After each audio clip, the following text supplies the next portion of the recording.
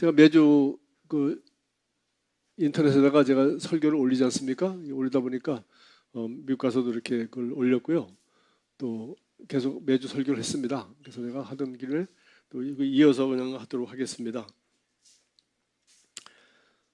우리 대부분 이제 우리 교회 오시면 새가족반이라고 해서 사주를 하시고, 그래서 사주 하신 다음에 이제 드디어 우리 교회 성도로 이제 인정을 등록할 사람은 하라고, 사주한 다음에 안 한다 그러면 이제 딴 교회 가셔도 되고, 우리가 사주를 해보고 이제 예수 믿고 구원받는 게 뭔지 알고 거듭나듣고 성령 받고 방언하도록 도움을 준 다음에, 우리 이런 교회니까 우리 교회 나오실 분들은 등록하십시오. 이렇게 해서 새가족반 사주를 끝난 다음에 우리가 등록 교인으로 이제 받고요. 이어서 우리가 소위 양육반이라고 해서 약 12주에 걸쳐서 또 우리 기본적인 공부를 우리가 하는 게 있습니다. 이 정도를 해야 우리가 설교도 알아듣고 또 성경 공부를 하는 데나 여러 가지 여러분이 신앙생활 하는데 우리가 공동체로서 서로 도움이 많이 되는 기본 과정이기 때문에, 그래서 우리 양육반을 합니다. 양육반을 하게 되면 제일 먼저 우리 하는 공부 첫 일과가 숙제가 있는데, 그것이 바로 진리가 너희를 자유케 하리라. 그래서 무슨 진리냐? 하나님 말씀을 우리가 진리로 보고, 복음을 진리로 보고, 우리가 이제 성경 말씀을 이제 보는데, 그 중에 하나가 첫 번째 숙제가 바로 신명기 28장을 펴놓고 드디어 이제 신명기 28장 1절부터 14절까지가 하나님 말씀대로 순종하며 살 때 내리는 하나님의 축복에 대해서 쭉 열거해 놓고, 그다음에 신명기 28장 15절부터 68절인가요? 68절까지는 하나님 말씀대로 순종하지 못할 때 이런 저주가 너에게 임할 것이다 라고 하는 내용이 나옵니다.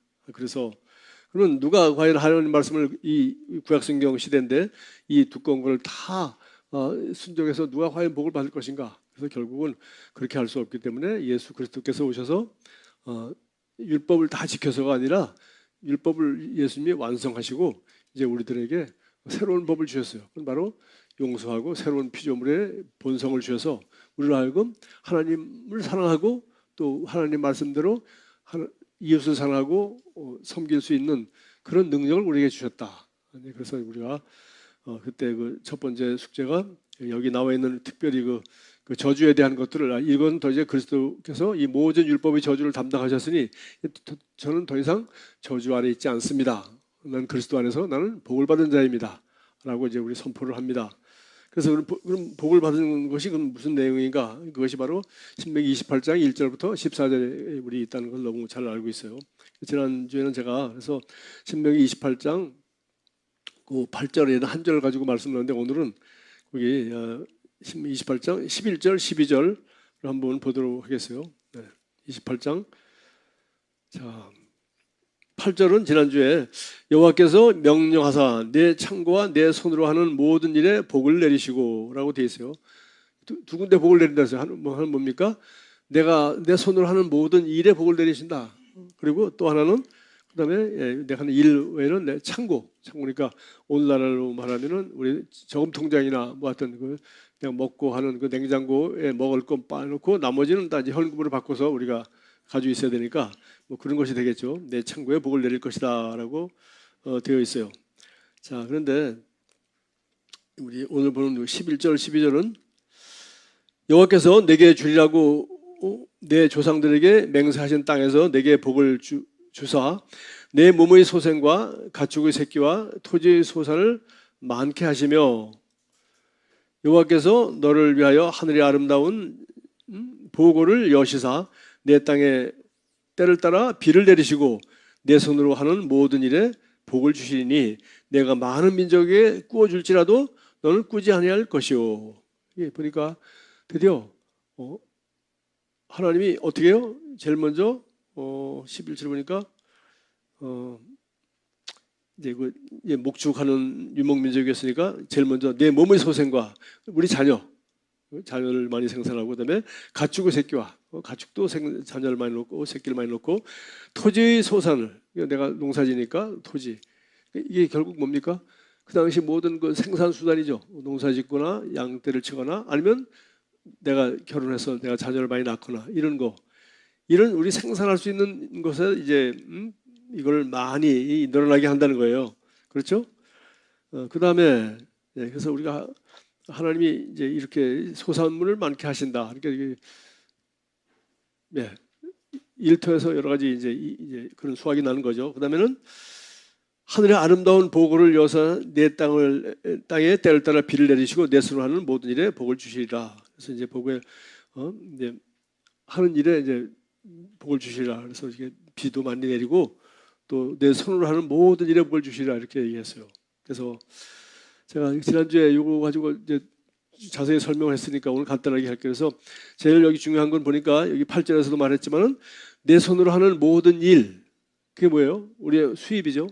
나는 직장을 다니고 있습니다 하면 8시간 동안 여러분 그 직장에 사는 것이 전부 수입이야. 그러면 뭐 손으로 하는 모든 일인데 직장에서 밖에 돈 나오는 데가 없다. 그럼 나머지는 뭐 해야 되겠어요? 남는 시간을 내가 다른 일도 하면 좋겠죠. 난 너무 직장에서 에너지를 다 쏟고 와서 다른 게 할 수가 없습니다.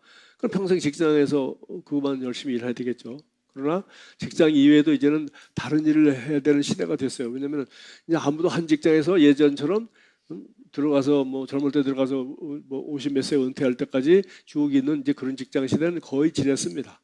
그래서 이제 여기 보니까 우리가 뭔가를 단 일을 해야 되죠. 그러니까 주된 직업 봉급 생활자는 이것뿐만 아니라 나의 재능, 재물, 시간을 활용하는 다른 일들을 해야 된다. 제가 이번에 달라스에 가서 어디 가서 이제 우리 아이들 집이 너무 좁아서 이제 우리 호텔에서 이제 며칠 있었어요. 그래서 우리 뭐 간단하게 얘기해야 되겠네. 자건 한 20년 전에 우리 교회 제 아내를 따라왔던 그 백인 여자 처녀 선교사가 있었어요. 그 처녀가 14, 15년 만에 이제 한 10년 동안 한국에 있다가 돌아가서 이제 미국에 있다가 이제 14년 만에 우리가 달라스 왔다니까 비행기 타고 우리를 만나러 왔어요. 이 처녀 선교사가.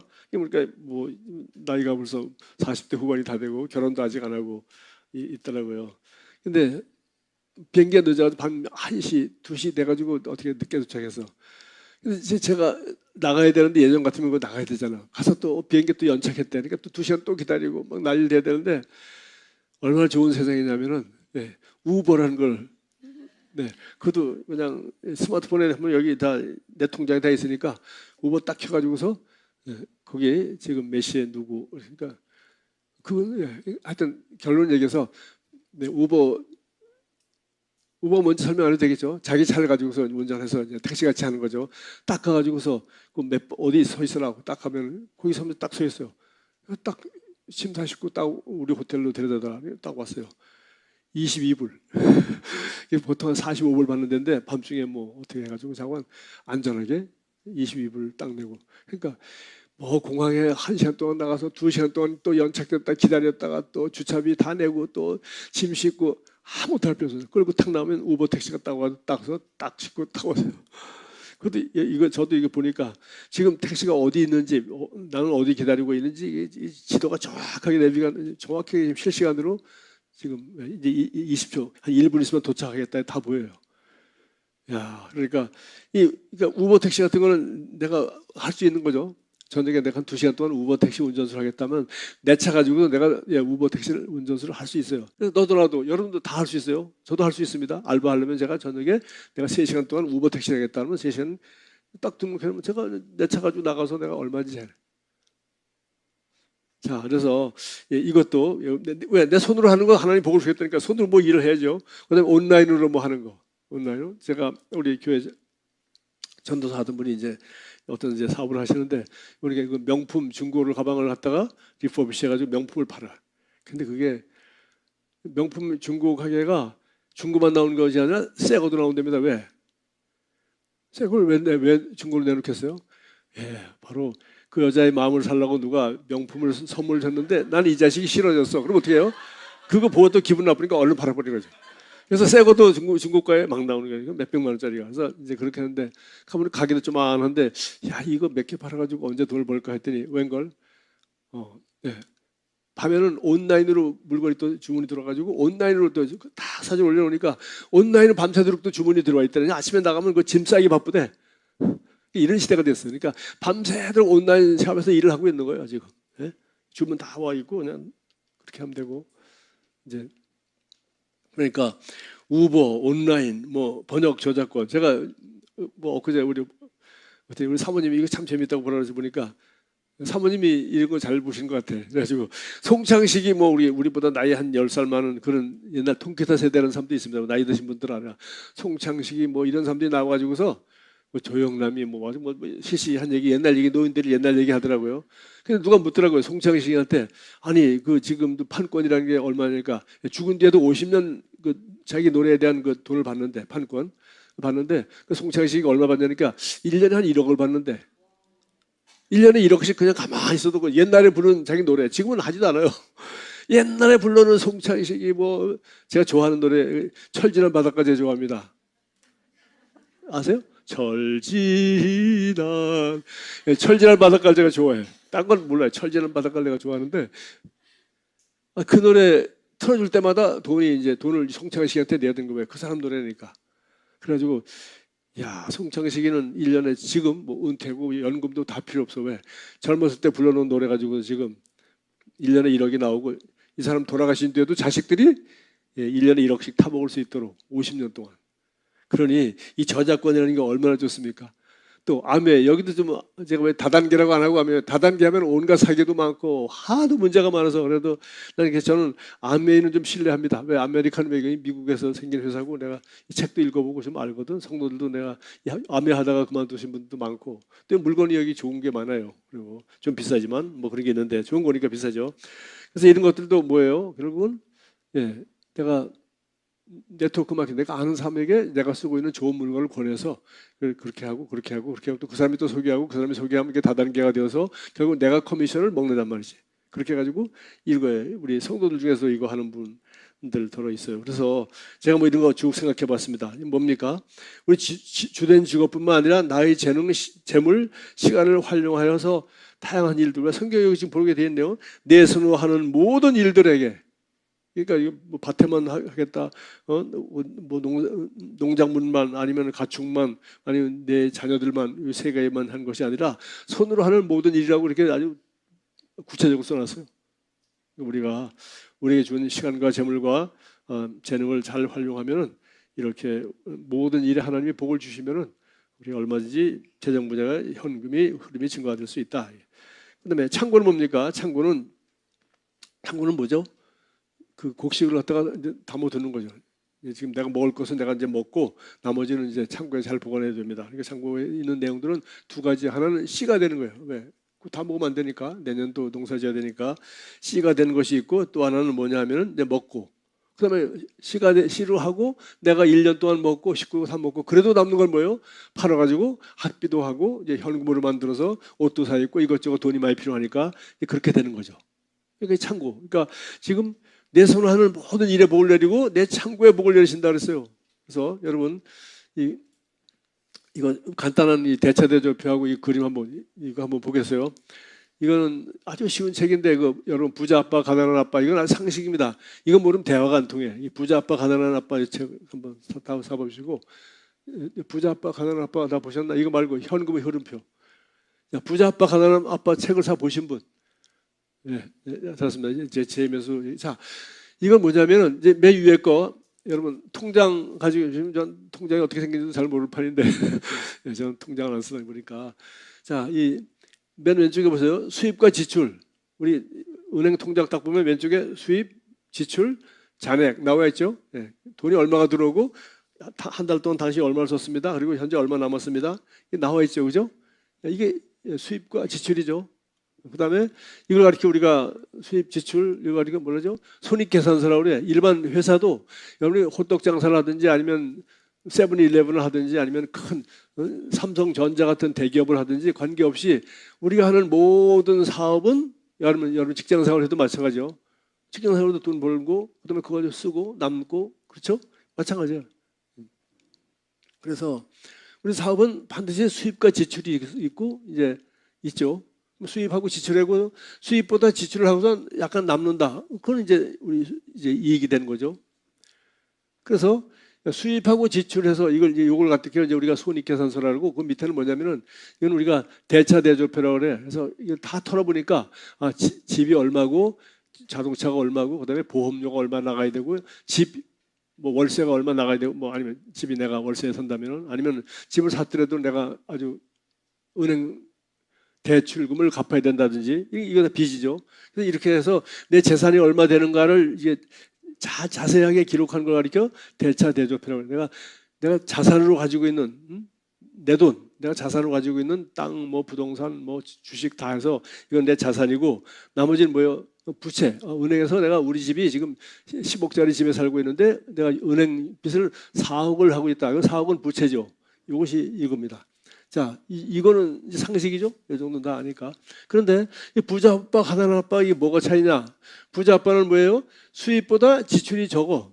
그래서 손으로 하는 모든 일과 이게 들어온다는 거예요. 내가 여러 가지 일을 해가지고서 이제 내가 먹고 그냥 그 달 버는 것 갖다가 그냥 먹고 그냥 살고 나면 돈이 일어나는 없다. 그러면 하나도 없는 거죠. 수입과 지출이 똥돈. 그러면 돈이 하나도 없어. 이 자산이 없죠.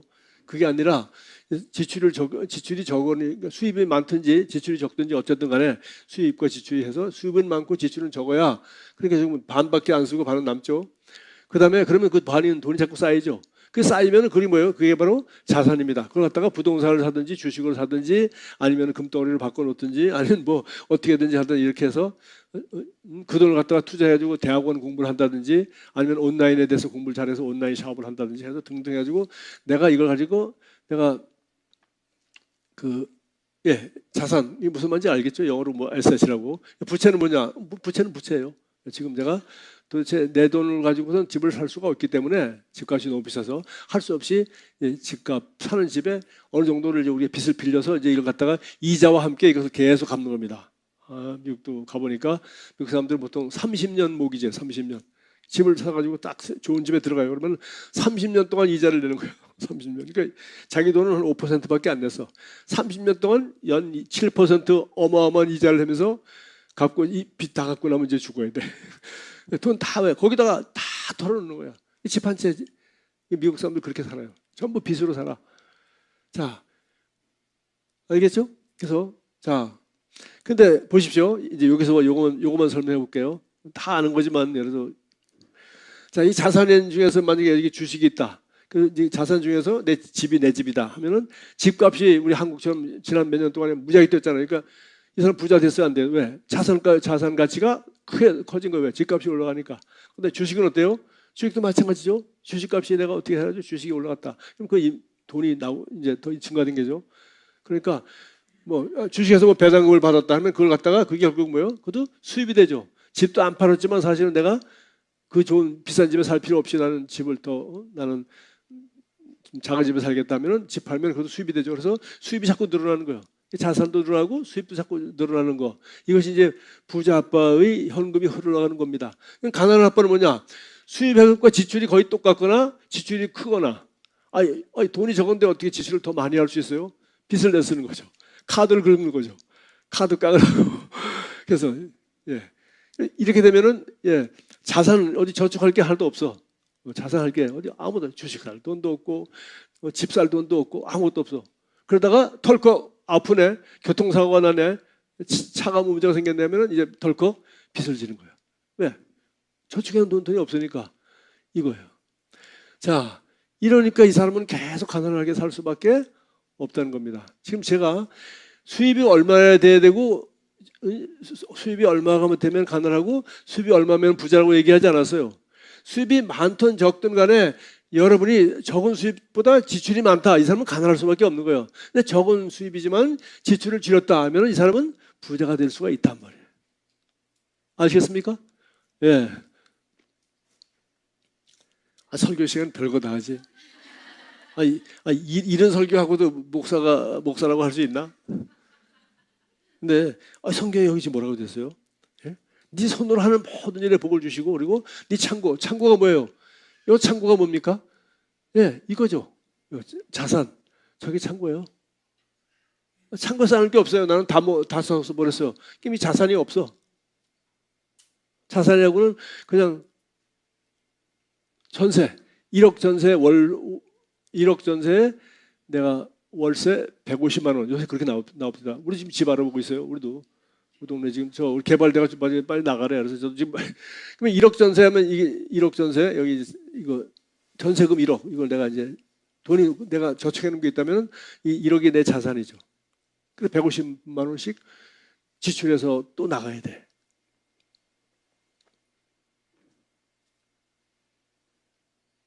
자, 그리고 미국같이 30년 모기지로 집을 담보로 집 30년 집을 사고 1년에 7%씩 집값을 계속 한다면은 평생 이 집이 뭐예요? 이 부채입니다. 자동차도 마찬가지. 자동차도 월부금으로 사버려요. 5년이면 다 갚아요. 5년쯤 타면 차가 또 헌게돼. 그러니까 자동차 월부금 다 갚고 나면은 또 사야 돼. 그러니까 계속 부채야. 그러니까 아무리 돈 벌어도 자동차 값, 집값 뭐 다 나가고 뭐가 없어요? 자산이 생기지 않아. 이런 가난할 수밖에 없는 거예요.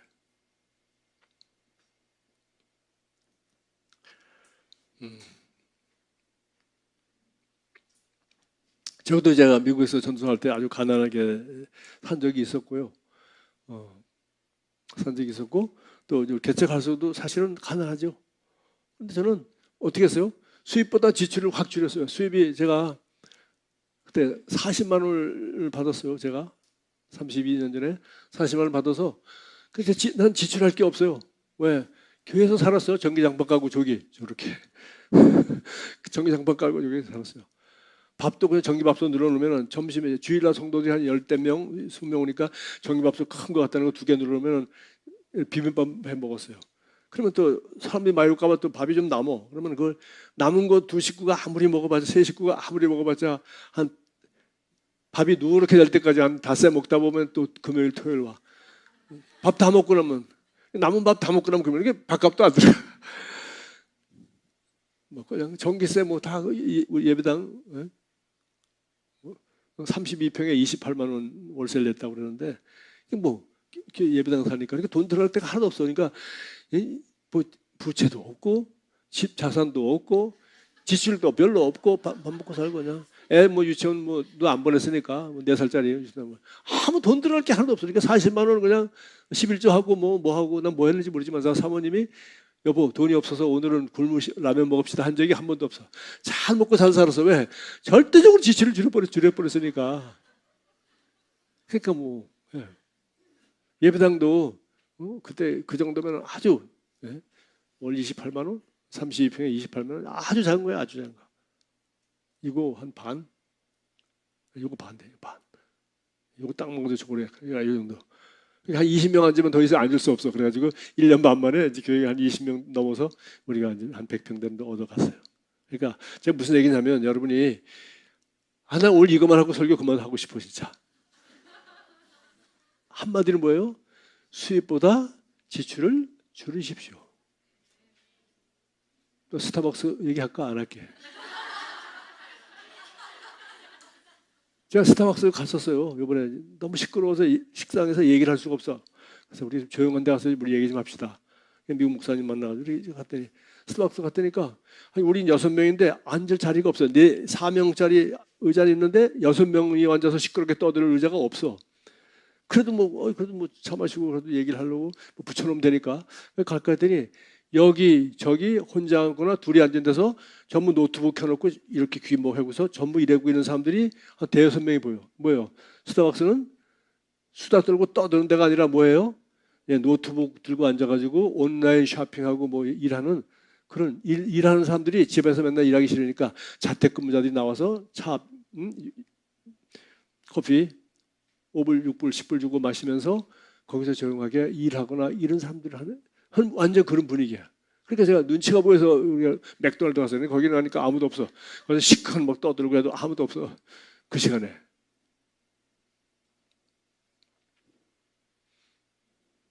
자, 그래서 이거 뭐 대단한 비밀도 아니고 뭐 대단한 원리도 아니에요. 그렇게 절약을 해서 어떻게 돼? 이 창고에 집어넣어야 돼. 창고 밑에 자산. 창고에 집어넣어야 돼.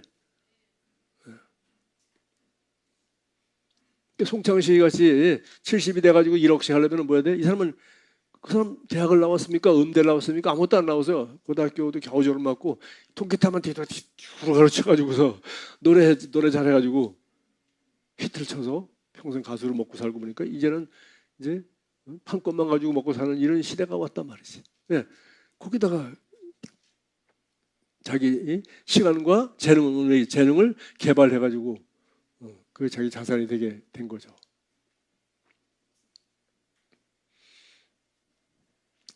자, 이렇게 잘하면은 보십시오. 이렇게 자산에서도 주식값이 올라간다, 집값이 올라간다, 이게 자꾸 커지니까 그러면 수입은 자꾸 늘어나. 수입이 자꾸 늘어나. 이 사람은, 부자는 여기저기 수입이 생기고 자꾸 늘어나고, 그러나 지출은 여러분, 부자는 돈 막 쓸 것 같죠? 천만에요. 그래서 지출을 줄이고. 그러면 그럼 나머지 뭐 합니까?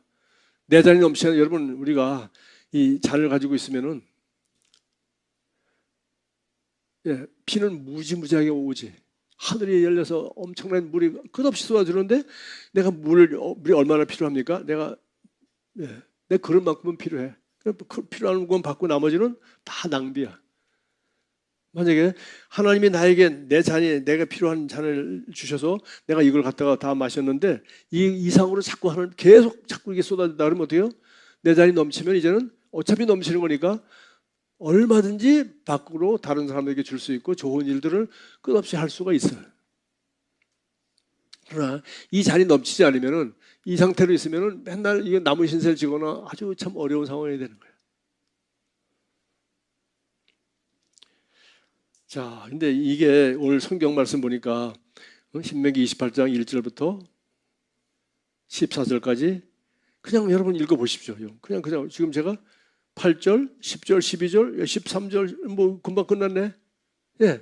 하나님이 주신 복이란 게 전부 이렇게 표현이 돼 있어요. 네가 하는 일을 내가 복을 주겠다. 네 창고에 복을 주겠다. 그 다음에 자, 그렇게 해서 고린도후서 9장 8절 보십시오. 하나님의 능히 모든 은혜를 너에게 넘치게 하시나니 이는 너희로 모든 일에 항상 모든 것이 넉넉하여 모든 착한 일을 넘치게 하니, 넘친단 말이 여기 계속 나오네. 2번이나. 이렇게 해서 우리가 지출하고도 또 자산이 늘어나고 이렇게 하면은 모든 착한 일을 얼마든지 넘치게 할 수 있는 그런 자원이 생긴다는 얘기예요. 얼마든지. 그러면은 우리 또 마태복음 6장 33절 그런 너희는 먼저 그의 나라와 그의 의를 구하라 그러면 이 모든 것을 너에게 더하시라. 여기서 이 모든 것이 뭐예요? 그 마태복음 6장 32절까지 얘기한 겁니다. 무엇을 먹을까, 무엇을 마실까, 그 이방인들이 구하는 거지만 그런 이방인들이 구하는 것이고 이방인들만 필요하고 너는 필요 없다고 하지 않았어요. 너희는 그걸 먼저 구하지 말고 너희는 하나님 나라와 의를 먼저 구하고 그리하면 이 모든 것은 내가 너에게 더해주는 거야. 이게 순서가 바뀌지 말게 하라는 거예요. 너는 왜 돈을 벌고 왜 이렇게 열심히 일을 하고 하느냐? 바로 하나님 나라와 의를 구하기 위해서 그렇게 한다는 겁니다. 그렇게 하면은 이 모든 것들은 하나님이 이렇게 그렇게 되도록, 오늘 지금 뭐라 했어요? 내 손하는 모든 일에 복을 주실 뿐만 아니라 여기 우리 아까 얘기했죠. 내가 많은 민족에게 꾸어줄지라도 너는 꾸지 않으냐. 이거는 남에게 그 돈을 꾸어줄 수가 있어요. 꾸어줄 정도가 아니라 다른 회사에 투자도 하고 꾸어주기도 하고 자선을 하기 거냥 주기도 하고 얼마든지 그런 나라가 되고 그런 민족이 되는 것이 하나님이 우리에게 복을 주시는 결론이라는 거예요. 이렇게 정나를 합니다. 모든 착한 일을 넘치게 할 수 있고. 자, 그래서 이 얘기를 했는데 여기 이제 이걸 11조의 의의에서부터 한번 여기 보겠어요. 여기 신명기 여기 28장 8절 되는 게 이건 그냥 잘못됐습니다. 신명기 26장 8절입니다. 신명기 26장 8절. 신명기 28장 8절 10절에 26장 8절이에요. 그 읽어보겠습니다. 여호와께서 강한 손과 편팔과 큰 위엄과 이적과 기사로 우리를 애굽에서 인도하여 내시고 이곳으로 인도하사 이 땅 곧 젖과 꿀이 흐르는 땅으로 주셨나이다. 자, 드디어 젖과 꿀인 땅에 이 사람들이 들어갔어요. 드디어 우리 대한민국 뭐 헬조선이라고 하지만 진짜 살기 좋은 나라입니다. 우리가 사업도 할 수 있고 북한이 아니란 말이에요. 사업도 할 수 있고 공부도 할 수 있고 뭐 얼마든지 할 수 있는 그런 좋은 나라에 태어났어요. 곧 젖과 꿀이 흐르는 땅을 주셨나이다. 그러니까 내가 현재 상태로서 하나님으로부터 받은 것에 대해 내가 지금 건강하고 내가 뭐도 할 수 있고 뭐도 할 수 있는 이런 좋은 상태에 대해서 하나님 앞에 감사를 하는 겁니다. 하나님이 나를 이런 자리에 인도해 주셨구나. 그리고 젖과 꿀이는 땅, 가만히 있어 젖과 꿀이는 게 아니죠. 씨앗을 심으면 농사가 잘 되는 거고 비가 오고 하는 거지, 씨앗도 안 심은데 젖과 꿀인다고 해서 저절로 뭐 하늘에서 되는 게 아니죠. 그리고 주셨나이다 하고, 여호와여 내가 이제 주께서 내게 주신 토지 소산의 만물을 가져왔다. 그래서 그 젖과 꿀인 땅에 와서 드디어 봄에 농사를 지어가지고 이 가을에 드디어 농사를 지어서, 지금 만물이라는 건 처음 익은 열매를 말해요. 농사를 지어가지고 수입이 생기니까 그걸 가지고서 하나님께 가지고 왔어요. 여기 이제 가지고 온 거예요. 가져왔나이다 하고 말하고, 그러니까 농사를 지었으면은 그 첫 열매를 가지고 이제 가지고 와서 이거 하나님이 주신 땅에서 하나님이 내게 주신 토지 소산의 만물, 그러니까 이 누가 주셨어요? 하나님이, 씨는 내가 심었지만 하나님이 비가 오게 하시고 하나님이 자라게 하시고. 저도 이번에 얼마나 웃겨요. 2달 만에 오니까 우리 텃밭이 완전히 무성해. 그런데 난 아직도 안 들어가 봤는데 사모님 들어가더니 참외를 2개를 따가지고 왔어. 참외를 2개가 심어놓고 풀도 안 뽑아주고 2달 동안 딴짓하다 왔는데, 심어놨기 때문에 비가 오고 풀은 안 뽑아줘도 참외가 2개가 열려있어. 누가 했어요? 하나님이 하신 거지.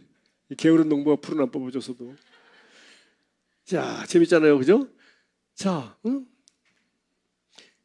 이제 주께서 내게 주신 토지의 소산의 만물을 이제 첫 열매 가지고 왔습니다 라고 말하고, 너는 그것을 내 하나님 여호와 앞에 두고 내 하나님 여호와 앞에서 경배할 것이며, 그거를 두고서 하나님께 고맙다고 하나님께 예배를 드리라는 거예요. 예배를 그냥 우리같이 영과 진리로 말만 가지고 드리는 게 아니라, 농사 짓고 와서 그걸 갖다가 다 갖다 놓고서 하나님 앞에, 하나님이 주신 땅에서 하나님이 주신 농작물 이렇게 수확이 많이 났으니 이 전부 하나님이 내게 주신 겁니다, 감사합니다 하면서 하나님 앞에 예배를 드리라는 겁니다. 이게 이제 우리 첫 열매에 대한 얘기예요. 그 다음에 11조도 마찬가지입니다. 신명기 14장 22절 23절. 이 전체 얘기 재미있어요. 너는 마땅히 매년 토지 소산의 11조를 드릴 것이며, 그러니까 농사 짓거나 뭐 해가지고 전체 수입의 10분의 1이죠. 드릴 것이며, 내 하나님 여호와 앞, 곧 여호와께서 그 이름을 두시려고 택하시는 곳에서 내 곡식과 내 포도주와 기름의 11조를 먹으며, 이번에는 거기 와서 곡식과 포도주와 기름의 11조를 다 가지고 와서 10분의 1이가 엄청나죠. 그걸 갖다가 제사장 앞에 갖다 주고 거기서 같이 먹으라는 거예요. 먹으며 또 내 소와 양의 처음 난 것을 먹고 내 하나님이 여호와 경외하기를 항상 배울 것이라. 아니, 이게 하나님을 경외한다는 게 뭔가? 하나님을 경외하는 걸 어떻게 배워요? 그 앞에 지금 26장에서 말한 것처럼 하나님이 이렇게 젖과 꿀인 땅을 우리를 인도해 주셨어요.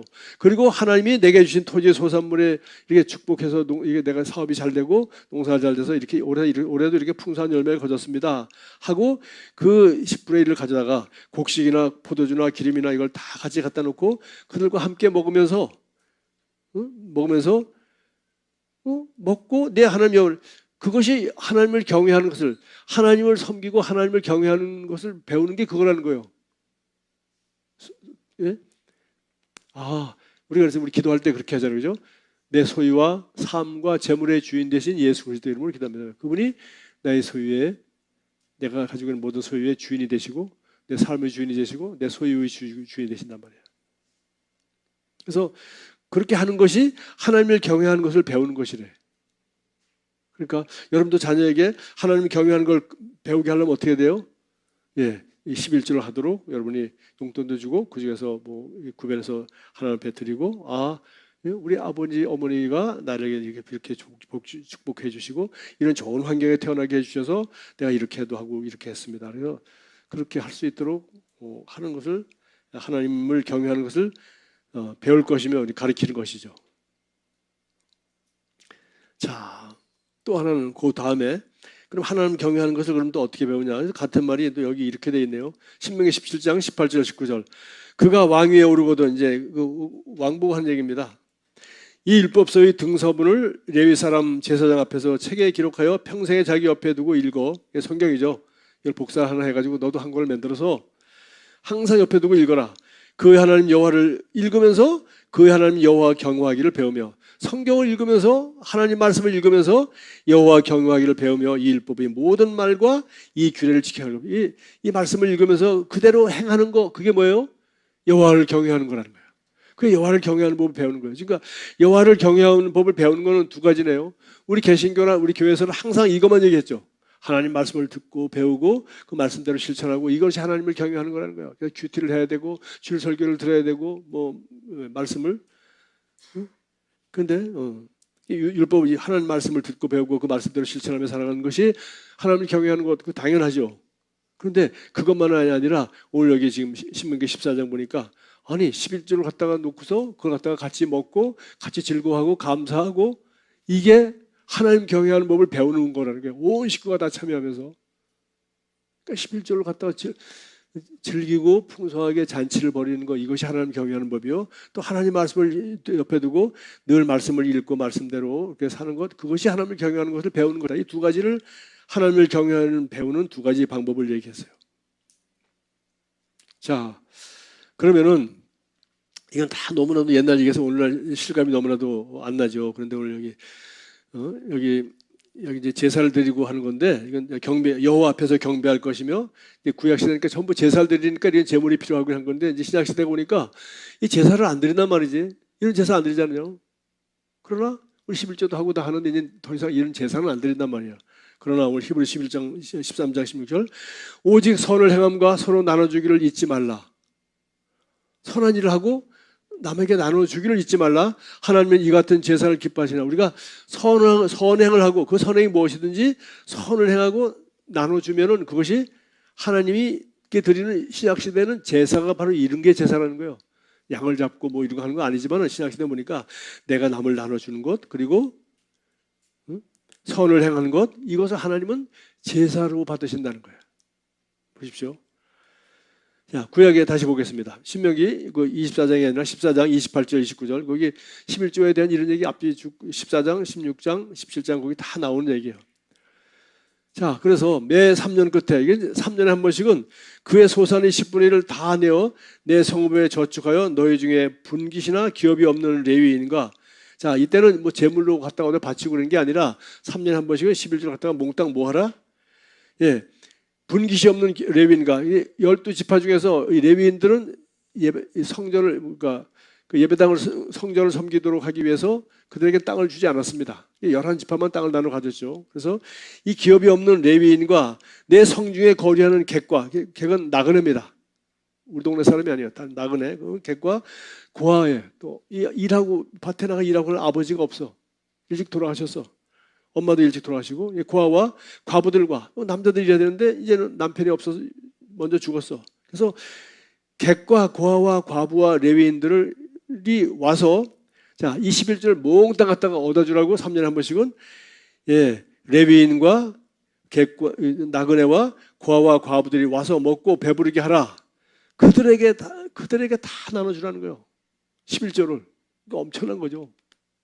그래서 그리하면 네 하나님 여호와께서 내 손으로 하는 범사에 내게 복을 주시라.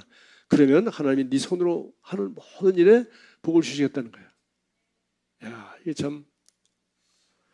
자, 그러면 오늘날 이제 그러면 이 레위인과 고아와 과부와 그다음에 나그네 이거 뭐 고아와 과부와 뭐 이거는 뭐 옛날이나 지금이나 다 똑같죠. 레위인만 이제 문제예요. 레위인 요새는 없으니까. 그럼 오늘날 레위는 누군가? 여기 보면은 예수님이 그 70명의 제자들을 2명씩 예수님이 가기 전에 미리 내보내셨어요. 그러니까 예수님도 누가 이걸 보고 그랬더라. 예수님도 참 마케팅을 잘했다고. 뭐냐? 예수님은 유명하잖아요, 그죠? 유명하고 지금 뭐 거가 어땠다 소문은 마파다 하지만 본 적은 없어. 근데 그 예수님이 드디어 얘기만 듣던 그분이 우리 마을에 온다는 걸 몰라. 그 당시 뭐 신문도 없고. 그러니까 제자 둘을 보내가지고 그 마을에 가서 제자들이 가서 복음을 전하고 병자를 고치고 가면서 예수님이 곧 오실 것을 얘기하는 거죠.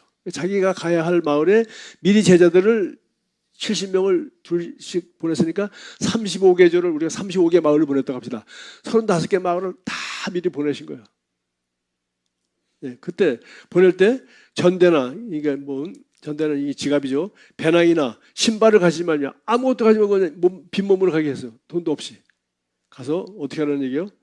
가서 병자를 고치고 예수님은 병자를 고치고 거기 가서 복음을 전하고 예수님이 하던 걸 그대로 하라는 거야. 그러면은 이번은 병이 낫다거나 아니면 무슨 복을 듣고 은혜 받은 사람이 누굴 하겠어요? 첫째가 하겠죠. 그래서 그 집에 가서 그러면 머무르고 거기서 공짜 밥을 먹어요. 공짜가 아니에요. 왜? 병을 고쳐줬으니까. 그럼 예수님 뭐라 하세요? 공짜가 아니라 일꾼이 그 삭스를 받는 것이 마땅하더라는 게 예수님이 하나도 돈을 주지 않고 그냥 몸만 보내버렸어요. 그래서 그들이 와서 복음을 전하고 병자를 고치고 이렇게 할 때 그들이 은혜를 받은 사람이 자기 집에 모시고 먹이고 재우고 입히고 여기 한 거 옷도 빨아주고 신발도 갈아신겨주고 다 공급을 해줬단 말이에요. 누구를? 예수님 제자들을 그렇게 했다는 거예요. 이와 마찬가지로 이 예수님 제자의 이 원리를 그대로 여기 빌립보서 2장 29절도요. 그러므로 여러분은 주 안에서 기쁜 마음으로 그를 영접하십시오. 또 그와 같은 이들을 존경하십시오. 그가 누굽니까? 에바브라입니다. 빌립보에서 온 이제 에바브라가 자기 제자를 보낼 때 지금 빌립보 교회에다 부탁하는 말이요. 내가 이 에바브라에서 보낼 테니까 여러분은 주 안에서 기쁜 마음으로 그를 영접하십시오. 그 사람 잘 환영하고 또 그와 같은 이들을 존경하십시오. 그들을 존경하라면 대해서 존중하라. 아까도 그랬죠. 여호와 경외하기를 배우며 여호와를 경외하는 걸 어떻게 배워요? 11조 갖다가 그 앞에서 같이 먹고 자고 하면서 또 그걸 갖다가 어떻게 해요? 레위인과 고아와 과부들과 나그네들과 그들에게 다 그들이 필요한 것들을 다 축복하고 채워주는 것이 뭐예요? 그것이 여호와를 경외하는 걸 배우는 방법이라는 거예요. 그러니까 여기도 마찬가지예요. 지금 내가 보내는 이 사람, 이 에바브라는 누구예요? 이 사람은 복음 전하기 위해 다니는 사람입니다. 지금 자기 직업이 없어요. 이 사람 바울 따라다니면서 복음 전하고 이 마을 저 마을로 떠돌이 다니는 객과 같은 사람이죠. 나그네. 그러나 이 사람들 복음 전하는 것 때문에 아무 없이 그냥 다니는 거예요. 그러니까 그런 사람은 오면 너희들이 어떻게 해요? 언어 서치맨 이런 사람을 공경하십시오. 하나님 공경하는 거나 이런 사람 공경하는 거나 지금 같은 취급을 한 거예요. 그런 사람들을 잘 대접하십시오. 예. 그래서 그를 접대하고 기쁨으로 접대하고 그런 사람들을 존중하십시오. 언어라고 그러죠. 언어. 그리고 여기 메시지 바이블에 뭐라 했어요? People like him deserve the best you can give. 네가 줄 수 있는 가장 좋은 것을 드리고 그 사람들은 그런 걸 받을 자격이 있는 사람들이다. 누가? 이 복음 전하며 사는 사람들. 자, 갈라디아 6장 6절도 마찬가지입니다. 가르침을 받는 자들은 말씀을 가르치는 자와 모든 좋은 것을 함께하라. 응? 가르침을 받는 자는 말씀을 가르치는 자들과 모든 좋은 것을 함께하라. 자, 요거는 한번 직접 찾아보겠습니다. 요거만 하니까 무슨 말인지 잘 감이 안 와서 한번 찾아보세요. 성경을 펴고 갈라디아서 이 문맥이 뭔가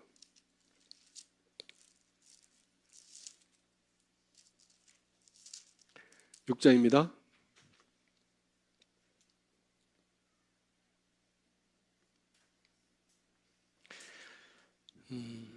5절부터 읽겠습니다.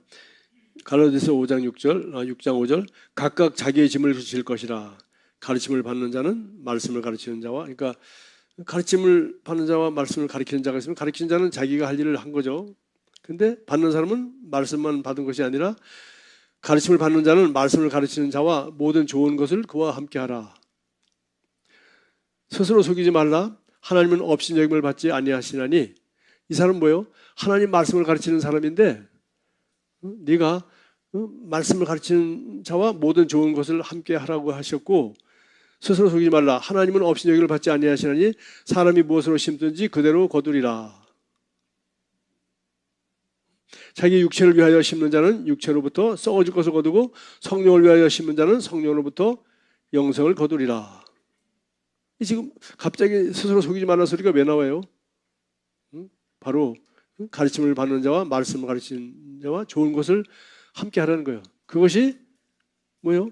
바로 하나님을 경외하는 것이고 육신을 따라 심지 않고 영을 따라 심는 것이고, 쭉 얘기하죠. 그리고 네가 그렇게 영을 따라 심으면 그 영을 따라 좋은 것을 거두게 될 것이다. 이 전체 문맥 전체가 다 성령을 따라 심고 그렇게 돼 있어요. 자기 육체를 위하여 심는 자는 육체로부터 썩어질 것을 거두고 성령을 위하여 심는 자는 성령으로부터 영생을 거두리라. 우리가 선을 행하되 낙심하지 말지니 포기하지 아니하면 때가 이름에 거두리라. 그러므로 우리는 기회 있는 대로 모든 이에게 착한 일을 하되 더욱 믿음의 가족들에게 할지니라. 하니까 6장 6절부터 10절까지가 같은 얘기예요. 바로 우리 믿음의 가족들에게 이 복음 안에서 다른 교회도 많이 고아도 하고 과부도 하고 나그네도 하고 뭐 다 하지만 특별히 이 믿음 안에 있는 사람들에게 가르침을 받는 사람은 가르치는 자들이나 그런 믿음의 가정들이나 이렇게 우리 주변에 성령을 따라 선한 행위를 심고 거두는 일을 바로 여기서 하라는 게 우리끼리 이렇게 하라는 거예요. 그럴 때 하나님은 심는 자에게 드디어 성령을 위하여 심는 자는 성령으로부터 영생을 거두리라. 그리고 낙심하지 말지. 그렇게 열심히 심으면 하나님께서 때가 이름에 거두게 하시리라. 그래서 이 모든 것을 보시고 하나님이 여기서 말한 것처럼 우리가 지금까지 본 것처럼 우리 창고가 넘치도록 많이 부어주신다. 네, 그런 얘기를 한 겁니다. 자, 오늘 뭐 구약 성경 여기저기 건드리고 뭐 이렇게 해서 그런데 여러분 다시 한번 이 우리 종교적 개념이나 여러분이 알고 있던 그 개념을 다 내려놓고 신명기 28장 지금 제가 8절하고 10절, 11절, 12절 여기 했거든요. 14절 중에서 이게 거의 3분의 1 중요한 건 제가 다 했습니다. 하나님이 복을 주신다고 했는데 뭐 이게 전부요. 네가 하늘 손으로 하는 일을 복을 주고 창고에 복을 주고 그리고 여호와 경외하는 것을 어떻게 배울 것인가? 구체적으로 그 11조와 헌금에 대한 것을 이렇게 쭉 얘기를 했어요. 그리고 이제 해서 드디어 네가 이렇게 번영하게 돼서 네가 남에게 빌리는 사람이 아니라 꾸어주는 민족이 될 것이다. 모든 세상에 꾸어주는 민족이 될 것이다.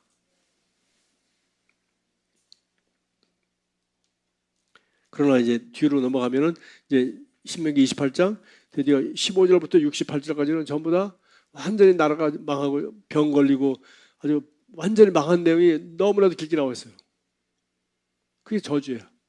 그러니까 저주와 축복이 어떻게 다른지 그냥 막연하게 생각하지 말고 여러분이 신학적이나 무슨 들은 얘기 다 내놓고 성경에 나와 있는 대로 한번 보세요. 자, 마지막으로 이것도 우리 부자 아빠 가난한 아빠에 나온 얘기인데 이거 내가 여러분 적용하기 좋게 다시 한번 얘기하겠습니다. 그냥 여러분 오늘 설교를 다 있더라도 이 제가 한 잔소리 하나는 잊지 마셔야 돼. 반드시 여러분이 수입보다 지출을 적게 해서 자산을 늘려야 돼. 그렇지 않으면 살기 너무 힘들어요. 그래서 자, 또 그 다른 그림. 자, 여기 보십시오. 이거 부자 아빠 가난한 아빠에 나온 얘기인데 지금 제가 한 이 모든 내용을 지금 이게 전부 다 농사 지을 때 뭐 양 기를 때 그 옛날 제사 지낼 때 얘기라서 도대체 우리가 살고 있는 지금 현실과 너무 잘 적용하기가 너무 힘들어. 그래서 내가 적용하도록 지금 이렇게 자료를 갖다 여러분에게 설명해 주는 거야. 응? 근데 손으로 하는 모든 일에 복을 내리겠다 해서. 근데 보십시오. 이 봉급생활자가 손으로 하는 모든 일에 복을 내려줘봤자 봉급생활자는 뭐예요? 내가 하는 우리 회사에다 하나님이 계속 복을 내렸어. 왜? 내가 손으로 하는 일을 계속 복을 내가 하는 일이 그냥 내가 만든 상품이 시들치고 내가 가서 뭐 하는 일이 계속 잘해. 그러면은 회사에는 굉장히 좋아하겠죠. 그리고 내가 소문났어. 야, 저 사람이 해가지고 저 사람이 와서 우리 회사가 이렇게 큰 덕을 쳤다. 그렇다고 이 사람한테 뭐 인센티브니 뭐니 해서 조금 더 줄 수 있겠지. 그러나 돈 많이 벌어봤자 그거 누구 거예요, 전부 다? 예, 그건 사장님 겁니다. 여러분 좋은 사람은 진급하겠지. 진급도 하고 이제 봉급도 올라가고 하겠지만 그러나 예. 봉급을 아무리 많이 받아도 이렇게 될 수밖에 없어요. 그래서 이 사람 you have a job. 그러니까 손으로 하는 일이 있는 거예요. 그러나 손으로 하는 일이 없으면 이것도 못 하죠. 그러니까 일을 하는 거야. 그래서 내가 하는 내 손으로 하는 모든 일에 하나님이 복을 주시겠다고 했으니까 이거 좋은 거야. 좋은 거고 봉급도 올라가고. 그러나 사실은 이 봉급생활자의 제일 중요한 거는 이래가지고는 아무리 봉급 올라가고 이 사람은 그래가지고는 자산이 늘어나거나 여기 내 잔이 넘치나이다 잔이 안 넘쳐. 그럼 어떻게 해야 돼? 이 사람이 잔이 넘치게 하려면은 방법은 하나밖에 없어. 이 회사에서 제가 늘 가르치는 거예요. 지금 이 회사가 무슨 회사인지 모르지만 나 같은 사람이 가서 내 재능을 발휘해서 이 회사가 돈 벌도록 해주고 지금 나 때문에 이 회사는 지금 돈을 잘 벌고 있어. 그러니까 이 사람은 자기가 그런 회사를 차릴 수 있으면 좋겠지. 그게 바로 두 번째 자영업이요. 그래서 내가 아, 이거 보니까 이 사람은 이런 걸 만드는데 나는 이보다 더 하나 더 발전시켜서 이런 걸 하면 더 잘 될 거야 라고 해서 그거를 할 수 있는 실력과 경험을 어디서 길러? 봉급 받으면서 기르는 거야. 이 사람의 봉급 생활자의 최대의 자산이 뭐예요? 봉급 받는 게 아니에요. 또 봉급 받고 저축하고 절약해가지고 해봤자 저축 해봤자 몇 년을 해야지 집을 사겠어. 그것도 사실 자산이 잘 안 돼. 진짜 자산은 뭐냐? 자기 경험과 실력과 통찰력이에요. 거기서 어떻게 회사를 경영하는지, 이 세상에 어떻게 물건을 파는 것이, 이 세상에서는 뭐가 필요한지 자기가 와서 일하면서 아, 이런 서비스가 필요하구나. 사람들은 이것이 필요하구나. 이런 것이 있으면 사람들은 돈을 들고 와서 이걸 사가겠구나 하는 걸 그걸 발견하고 드디어 이 사람은 지식과 경험이 자산이에요. 이것이 창고예요. 창고에 복을 준다는데 여러분 이 봉급 생활사 하면서 이 창고에 복을 주는 손으로 하는 일 복 해봤자 이거는 전부 다 주인 거라니까. 창고에 복을 준다. 창고는 봉급 생활자의 머리와 경험이에요. 이 사람은 언제든지 때가 되면은 평생 그래서 나이 60 되면 정년퇴직해서 뭐 정리해고 때 잘렸다. 그러면 이제 빨리 늙고 병들기 전에 빨리 나와야 돼. 아, 이 정도 되면 충분하다 할 때는 빨리 나와서 뭘 해야 돼? 자영업을 해야 돼. 똑같은 거 하라는 게 아니라 다른 걸 하든지 뭘 하든지 그 경험과 실력을 바탕으로 해서 새로운 걸 가지고서 자영업을 하는 거예요. 그러니까 you own a job. 이건 이제는 자영업은 대신에 내가 열심히 해서 돈이 하나님이 내 손으로 하는 모든 수고한 것에 복을 주시고 내 창고에 복을 주시면 이게 전부 다 누구 겁니까? 내 겁니다. 이것이 바로 이제 자영업이에요. 하나님이 복을 주시면 전부 내 거예요. 자, 여기는 근데 이 자영업은 그렇게 해가지고서 이제 좋은데 이 자영업은 문제가 하나 있어요. 내가 일을 안 하면 10중 8구는 돈이 안 들어와. 내가 일을 해야 돼. 이게 우리 자영업 아시겠죠? 식당 그래도 뭐 주인이 안 나오고 뭐 종업원들 하겠지. 안 돼. 주인같이 하는 종업원들이 별로 없어. 그러니까 이런 내가 늘 일을 해야 되고 휴가를 못 가. 그래서 휴가를 못 가요. 그러니까 이것도 난 목사하면서 별걸 다 해봤어. 그 미국에서 그 하베스트 브레드라고 빵집이 있어요. 내가 연구하고 책도 보고 있는데 얘기도 제가 여러 번 많이 했어. 거기는 사장님이 1년에 2달씩 휴가를 가. 저처럼. 저는 이번에 재미하면서 이번에 휴가를 2달 갔잖아. 재미 여름방학이니까. 근데 이제 빵집인데 이게 어떻게 되냐는 거예요. 왜?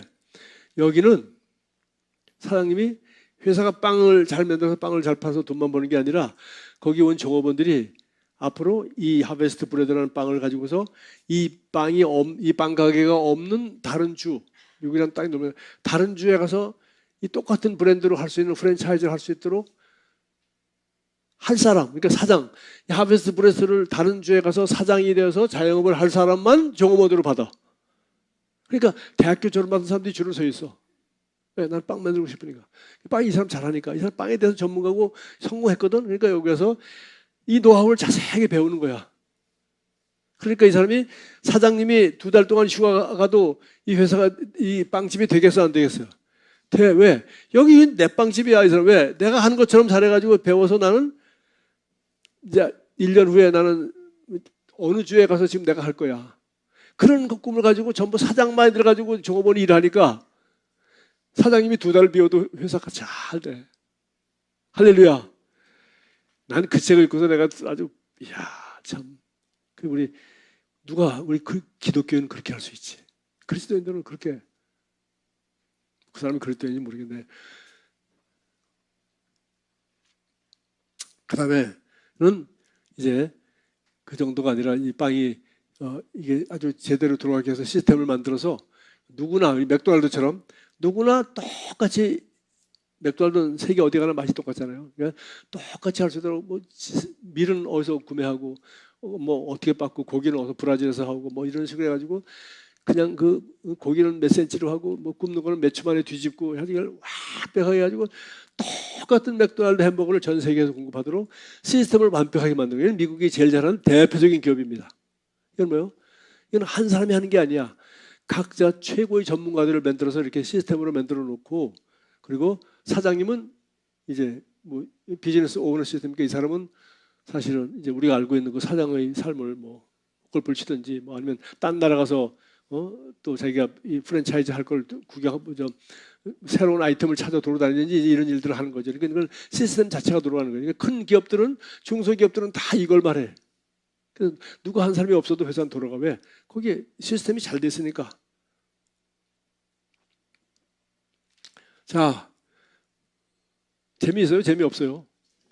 여러분 이렇게 하지 않으면 여러분 어디서 내 손으로 하는 수고 이 뭘 해? 이걸 하든지 이걸 하든지 이걸 하든지 이런 뭔가 해야지 하느님이 복을 줄 거니까 지금 하는 것이 농사 짓는 게 아니고 양치는 게 아니고 우리는 이것 중에 하나 해야 되는 거니까 내 손으로 하는 게 이거라니까. 네, 이거 하는 거예요. 참고로 뭐예요? 이거 하기 위해서 내가 돈을 저축하고 이거 하기 위해서 내가 머리에서 지식과 경험을 쌓고 이것이 바로 내 창고야. 여기서 하나님이 아이디어를 주시는 거예요. 여기서 하나님이 아이디어를 주시고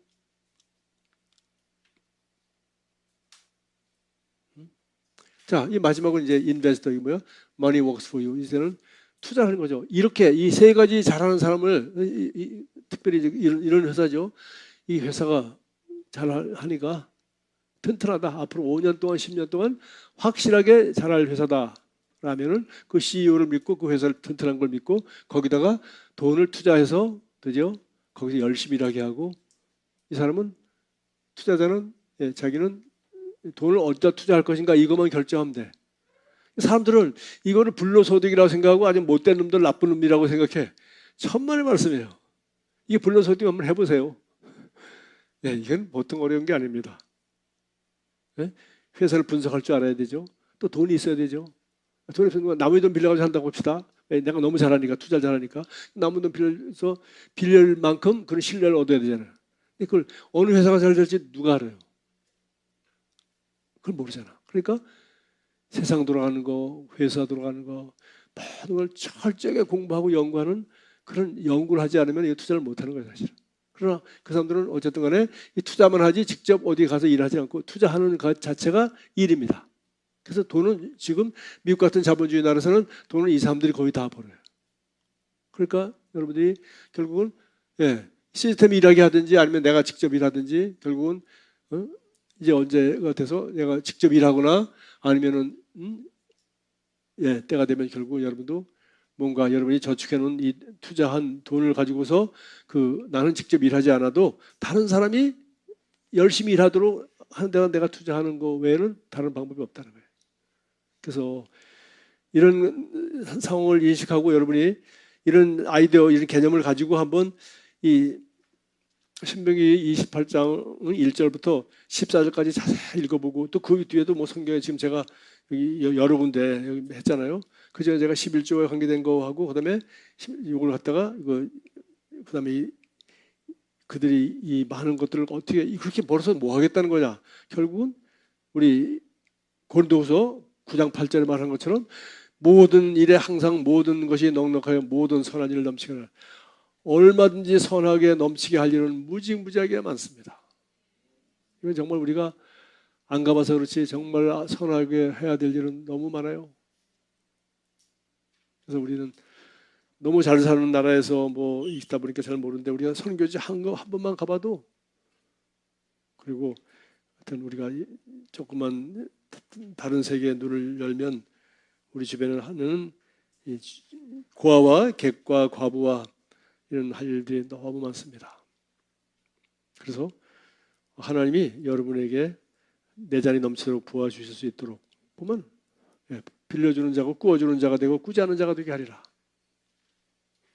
사실은 유대인들은 예수를 믿지 않아도 이 원리 그대로 실천하면서 살면서 세계적인 부자의 역할을 다 감당하고 있어요. 그래서 여러분이 뭐 성경을 통해서 이런 개념들을 구체적으로 삶에 성경이 너무 좀 어렵고 추상적이고 옛날 얘기를 하는 것 같아도 여호와 경외를 배운다는 걸 바로 이런 것이구나. 말씀만 연구하고 그대로 순종하는 것만 여호와를 경외하는 것이 아니라 내가 물질을 갖다가 이렇게 하나님 앞에 드리고 이렇게 이걸 감사하고 즐거워하고 그리고 이것을 함께 나누고 하는 걸 보여주는 거 이게 여호와를 경외하는 법을 배우는 거라는 거예요. 여러분이 일평생 동안 그렇게 한번 살아보십시오. 응?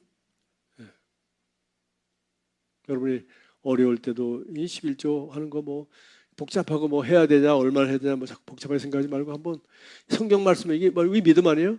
이 원리를 따라 이렇게 살아볼 때 여러분 11조가 얼마나 늘어나고 있는지, 그리고 정말 이런 그림들을 그려가지고 여러분 할 때 하나님이 내 잔이 넘치도록 해서 내가 아주 많은 선한 일을 할 수 있는 그런, 성경에서 이걸 우리가 복을 주신다고 했는데, 문제는 이 복을 받을 그릇만 제대로 준비되면 하나님은 아무 한계가 없는 분이에요. 한계가 없는 분. 네. 하나 더 마무리하고 싶은 것은, 그러나 여러분이 아직 이제 뭐 하나님에 대한 신뢰도 그렇고 또 이 성경 말씀도 그렇고 이것에 믿음이 잘 생기지 않는다. 그래도 괜찮아요. 믿음이 생기지 않는데 여러분이 누가 억지로 11절 하거나 헌금할 이유도 전혀 없어요. 여러분 믿음이 있어야 돼. 믿음이 있어야 되고, 믿음이 없으면 못하고, 그러나 믿음을 발휘하는 순간 여러분은 믿음이 생겨. 그리고 그냥 추상적인 믿음, 뭐 영적으로 어쩌고 맨날 이런 얘기만 하는 것이 아니라 실제적으로 구체적으로 나의 삶 가운데 아주 이렇게 하나님 경외하는 것을 진짜 배우게 되고 그렇게 되죠. 기도하겠습니다. 하나님 아버지 감사합니다. 오늘도 저희들 신명기 28장을 보면서 여호와께서 주시는 복이 구체적으로 어떤 것이며 우리가 그 복을 받은 복을 우리 삶 가운데 구체적으로 적용하기 위해서는 어떻게 해야 되는지 구체적인 우리 현대적 용어로 다시 한번 해석을 해보았습니다.